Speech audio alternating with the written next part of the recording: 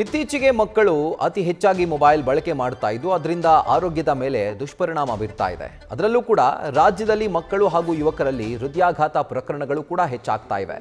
ಇದರಿಂದ ಎಚ್ಚೆತ್ತುಕೊಂಡಂತ ತೀರ್ಥಹಳ್ಳಿ ತಾಲೂಕಿನ ವಿವಿಧ ಸರ್ಕಾರಿ ಶಾಲೆಗಳ ಶಿಕ್ಷಕರು ಮೊಬೈಲ್ ಬಳಕೆಯಿಂದ ಮಕ್ಕಳ ಮೇಲಾಗುವಂತ ದುಷ್ಪರಿಣಾಮಗಳ ಬಗ್ಗೆ ಜಾಗೃತಿ ಮೂಡಿಸಿದ್ದಾರೆ. ಹಾಗೂ ಇದರ ಜೊತೆಗೆ ಮೊಬೈಲ್ ಬಳಸೋದಿಲ್ಲ, ಮೊಬೈಲ್ ನೋಡೋದಿಲ್ಲ ಅಂತ ವಿದ್ಯಾರ್ಥಿಗಳಿಂದ ಪ್ರತಿಜ್ಞೆ ಮಾಡಿಸಿದ್ದಾರೆ.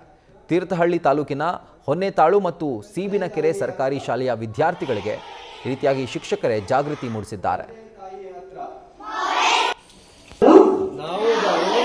ಇಂದಿನಿಂದ ಯಾವುದೇ ವಿಷಯಕ್ಕೂ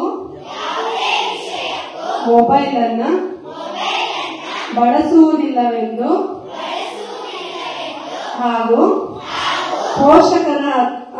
ಪೋಷಕರ ಬಳಿ ಮೊಬೈಲ್ಗಾಗಿ ಪೀಡಿಸುವುದಿಲ್ಲವೆಂದು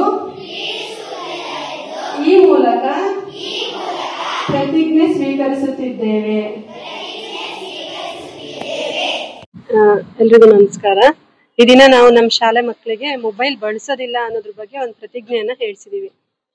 ಯಾಕೆ ಈ ತರ ಹೇಳ್ಸಿದೀವಿ ಅಂದ್ರೆ ಇಂದಿನ ಪ್ರಸ್ತುತ ಸನ್ನಿವೇಶಕ್ಕೆ ತುಂಬಾ ಅನಿವಾರ್ಯ ಆಗಿದೆ. ನಮ್ಮ ಮಕ್ಕಳು ಏನೇನೋ ದೊಡ್ಡ ದೊಡ್ಡ ಕನಸುಗಳನ್ನ ಇಟ್ಕೊಂಡಿದ್ದಾರೆ, ಹಾಗೆ ಪೋಷಕರು ಕೂಡ ದೊಡ್ಡ ದೊಡ್ಡ ಕನಸುಗಳನ್ನ ಇಟ್ಕೊಂಡಿದ್ದಾರೆ. ಆ ಕನಸುಗಳೆಲ್ಲ ಈಡೇರ್ಬೇಕು ಅಂದ್ರೆ ಅವ್ರು ಆರೋಗ್ಯಯುತವಾಗಿರ್ಬೇಕು. ಆದ್ರೆ ಇಂದಿನ ಪ್ರಸ್ತುತ ಸನ್ನಿವೇಶದಲ್ಲಿ ಮೊಬೈಲ್ ಬಳಕೆ ಎಷ್ಟು ಅತಿಯಾಗಿದೆ ಅಂದ್ರೆ ಅದೊಂದು ಗೀಳಾಗಿ ಪರಿಣಮಿಸ್ತಾ ಇದೆ.